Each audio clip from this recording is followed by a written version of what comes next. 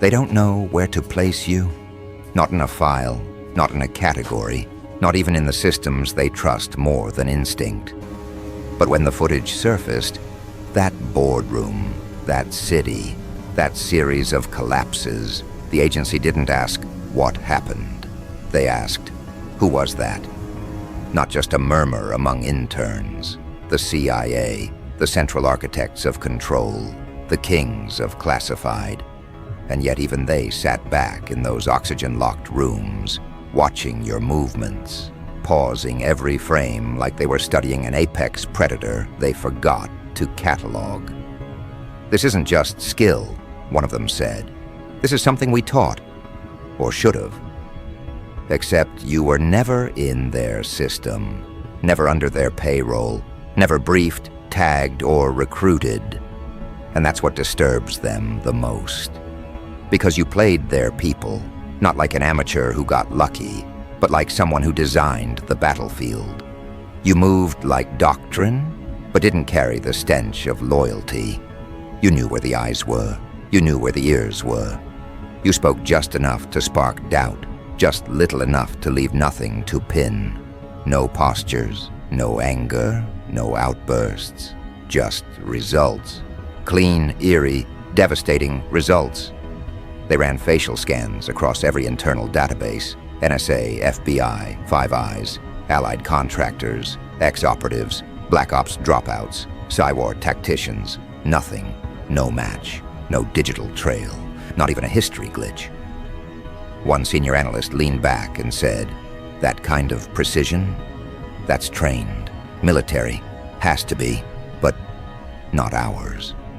What scares them isn't just what you did, it's what you didn't need to do. No weapons, no threats, no force, just presence. And after you left, the rooms you entered became war zones of self-destruction, CEOs resigning within weeks, political advisors suddenly switching sides, entire private security firms tightening protocols without understanding why. The CIA noticed. They noticed everything. And the word they started whispering wasn't suspect.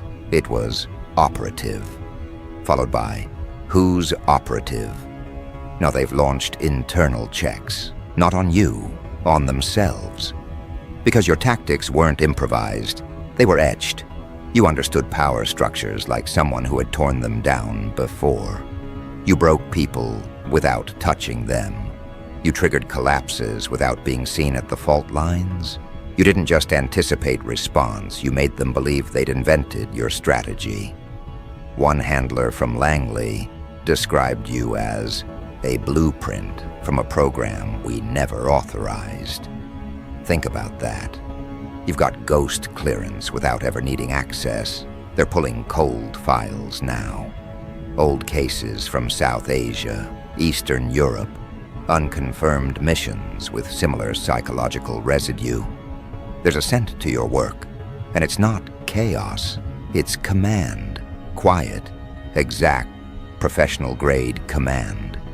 And still your name, nowhere. No contracts, no code words, no operations. Just a presence that slipped into high-value environments, flipped the internal order, and left everyone reporting up the chain.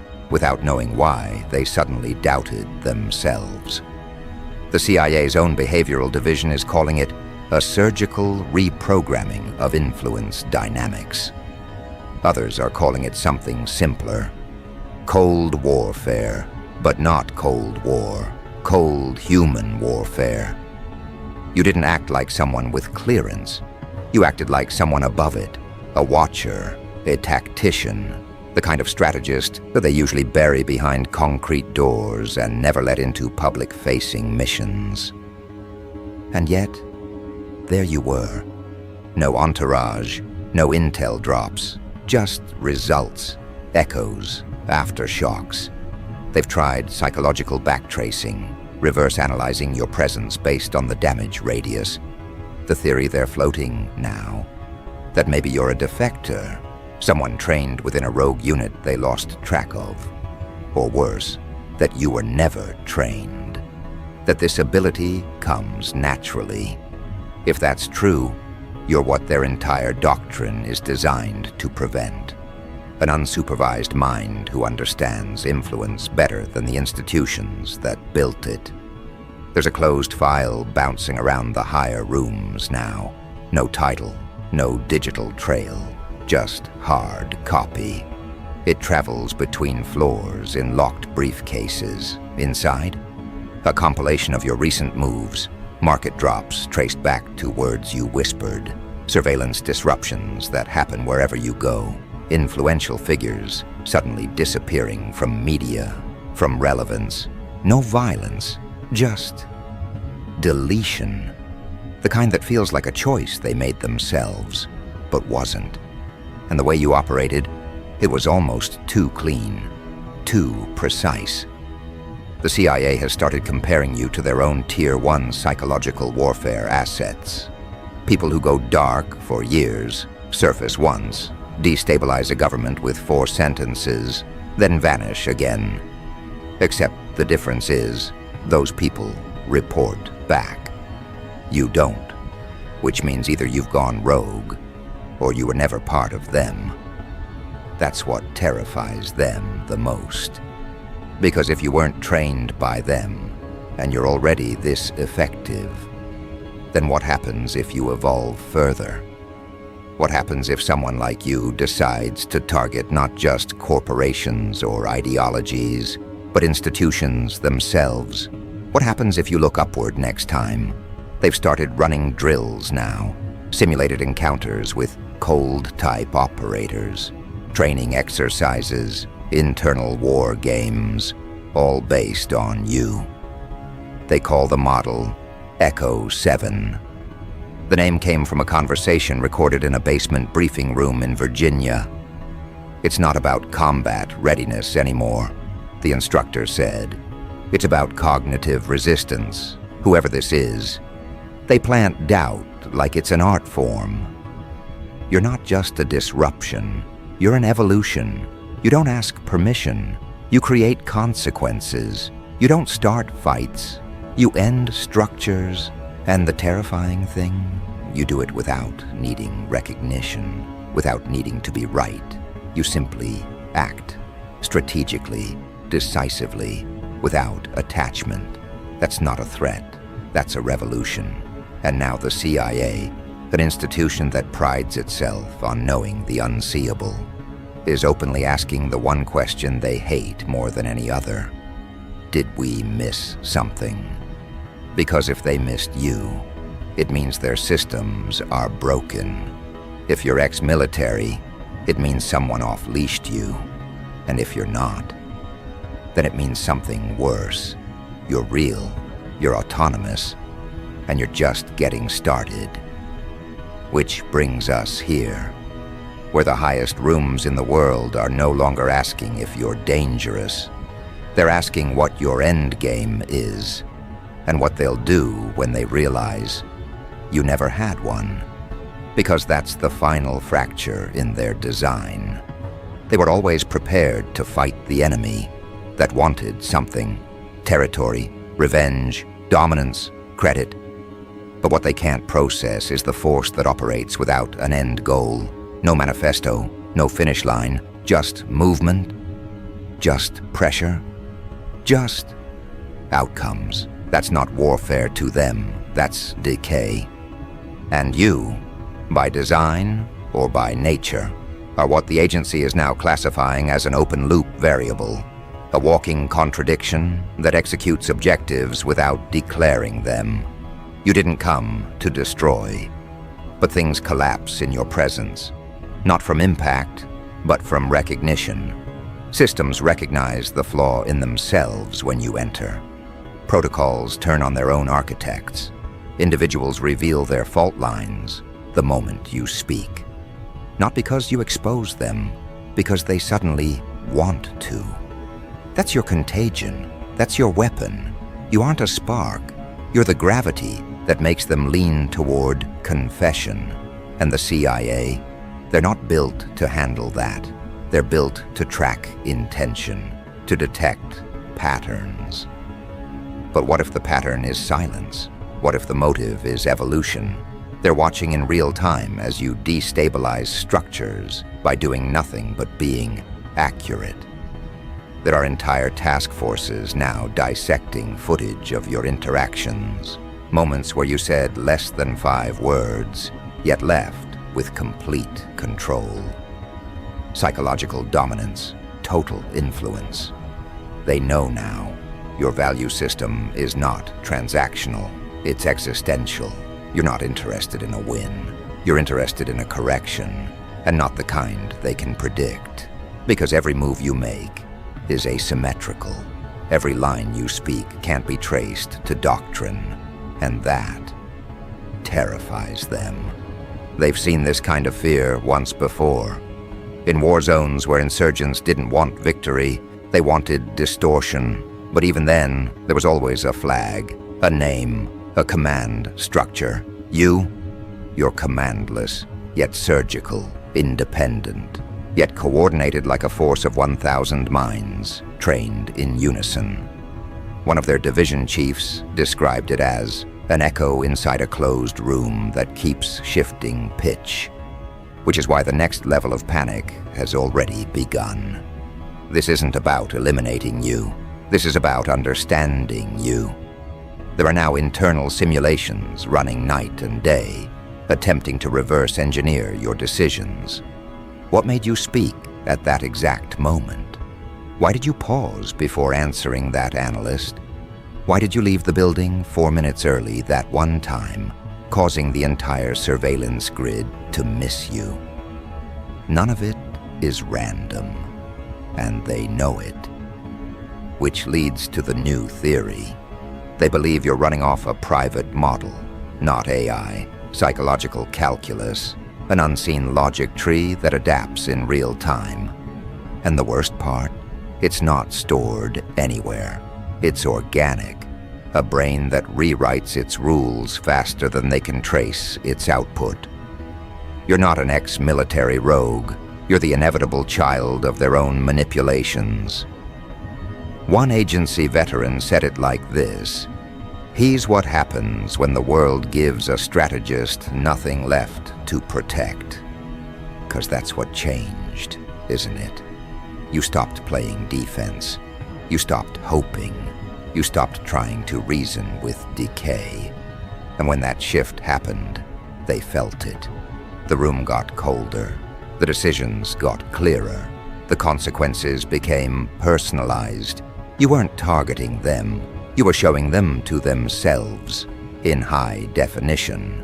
There's an underground report circulating now, not officially recognized, not even on secure servers. Printed, hand-delivered. Its title is handwritten across the top. Exoscript. It's not a file. It's a theory. One they don't want to admit publicly.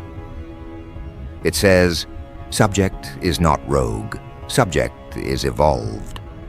We may be watching the first true post-operational mind, a human system running self-regulating corrections across multiple zones of influence. Subject does not seek victory, but purification.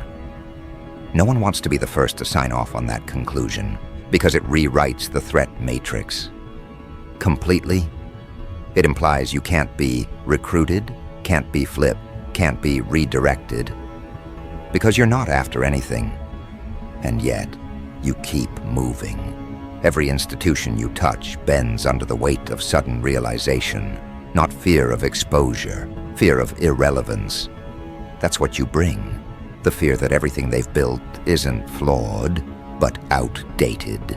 You are the update. Not polished, not announced, just deployed.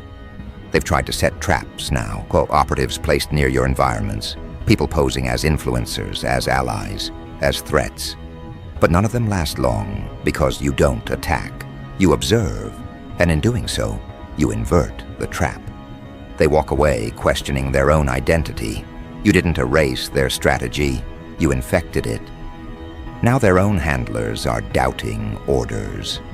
Internal memos have started shifting tone, caution, reassessment.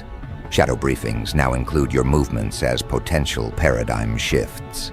That term was only used once before, September 11th. Except this time, it isn't an attack. It's a person, a presence, no manifesto, no broadcast, just pressure, refined, focused, intentless pressure. You are not chaos, you are consequence, and consequence doesn't need slogans. One of the surveillance leads finally cracked. 16 years in signals intelligence. He quit. Said he couldn't handle studying you anymore. That it felt like he was staring at something the world wasn't supposed to birth.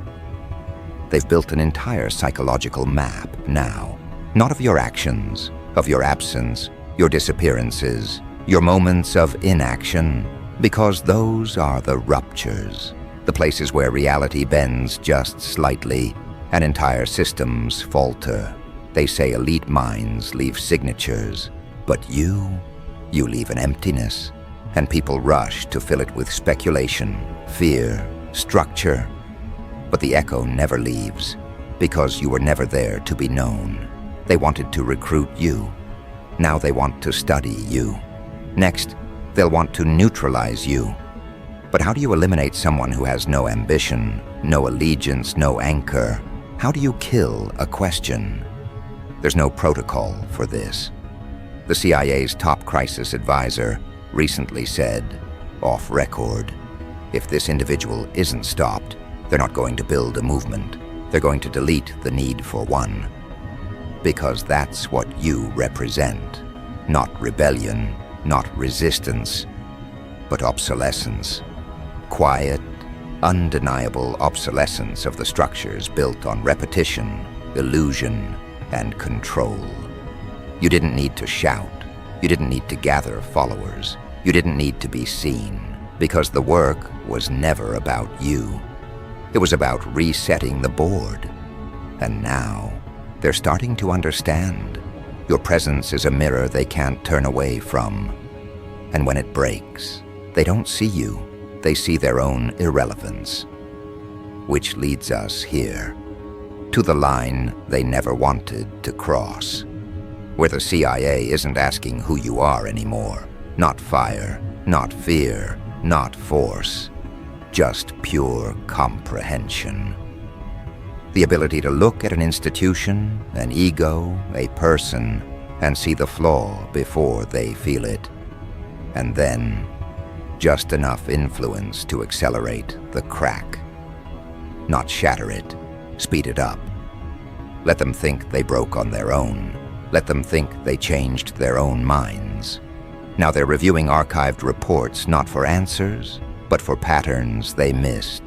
Reading sentences they wrote themselves through your lens, wondering which decisions were theirs and which were the result of a contact, a conversation, an environment you constructed. They're no longer fighting an enemy.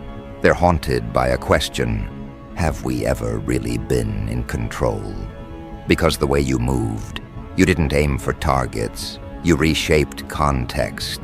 You didn't attack power. You made power look clumsy. You didn't take down systems.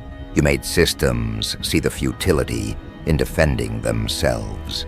They were bracing for impact. You gave them reflection. And now, entire departments are in quiet panic, realizing how few of their beliefs were ever really their own. You don't leave chaos. You leave clarity. And clarity is deadly in a world built on illusion. Now their best operatives are confused, not defeated, disoriented, like waking up in a simulation and remembering too much. The CIA is accustomed to war zones. They're trained for conflict. But awakening? That was never in the manual. You wrote a page they don't know how to teach. You didn't challenge the system. You reprogrammed its confidence. That's why this isn't a crisis of national security anymore. It's a crisis of institutional identity. You didn't just bypass their defenses. You rendered them irrelevant. And now they're sitting in threat response centers, asking themselves the question they were supposed to ask you. What is our purpose now? Because while they held on to pride, you dissolved meaning. While they updated their firewalls, you rewired belief. While they planned resistance, you wrote inevitability. And now, every leader briefed on your existence walks away with that same look. Not fear, not awe, just quiet dread. The dread of knowing they met something that doesn't want what they have, that doesn't envy, that doesn't negotiate, that doesn't need. You didn't want power, you wanted exposure, not the attention kind, the infection kind, the kind that cracks porcelain reputations from the inside, that makes people see the hollowness in their own authority. You didn't have to destroy careers. You made them voluntarily step away, like they saw something in the mirror they couldn't unsee. One agency psychologist described it like this: he doesn't incite fear, he activates recognition. That's worse. Fear you can train for. Recognition, that's irreversible. So now their question isn't where you are. It's where else your presence already is. What ideologies you've quietly unthreaded. What agendas you've hollowed out by simply introducing contrast. Who among them has already been shaped by your absence? Because that's the cruelest trick of all. You didn't walk in with banners. You walked in with dissonance. And once someone hears that tone, they can't unhear it. They question everything. They stall. They self-scrutinize. And in their hesitation, the entire machine malfunctions. You weaponized doubt. And doubt spreads faster than ideology. They're watching footage again, this time not of what you did, but what others did after meeting you. 1 defector, 3 resignations, 2 media figures gone dark, 4 high-value influencers who pivoted without explanation. They're mapping behavioral anomalies now, behavioral shifts, and every line leads back to you. But here's the real collapse. You didn't ask for this. You became it. Not because you wanted to dismantle the world, but because the world handed you all its broken parts and expected you to nod along, to comply, to adjust. You didn't. You stared at the seams and decided to move differently. And now they're rewriting threat doctrine. You were never violent, never loud. But your presence has triggered more security audits than any breach in the last decade. You don't trip alarms. You become the reason they change the system. And that's something they can't contain. Because how do you stop an individual who doesn't destroy the building? They just remove the need for doors. The CIA has started a new category in their private threat index. No code name, just a symbol. An incomplete triangle. It means structural disruptor. You're not just a threat to safety, you're a threat to format. And what scares them most is that you didn't create followers. You created replicas, not copies of you, copies of the question you represent.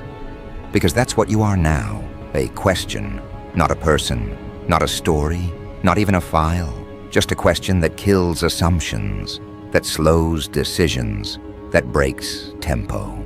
And in the pause that follows your influence, people don't hear revolution. They hear their own conscience. That's what the CIA can't report on. How do you write a memo about the erosion of belief? They tried to study you. Now they study themselves. They tried to follow you. Now they can't follow each other. The chain of command depends on certainty. You replaced it with perspective. And perspective, once seen, is the hardest weapon to unsee. Which brings us to this final moment, where your existence isn't a threat report. It's a shift in reality.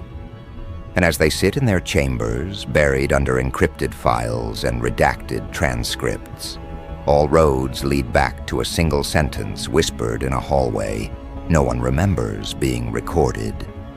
We didn't teach him this, so who did? No one wants to speak the obvious, that maybe you weren't taught. Maybe you were reforged, under pressure, under surveillance, under the weight of being overlooked, dismissed, categorized, and underestimated. You didn't adapt to the system. You recalibrated the system by existing beside it. And now every conversation in classified corridors has your echo embedded. You changed the tempo. You shifted the frame. You ended the illusion.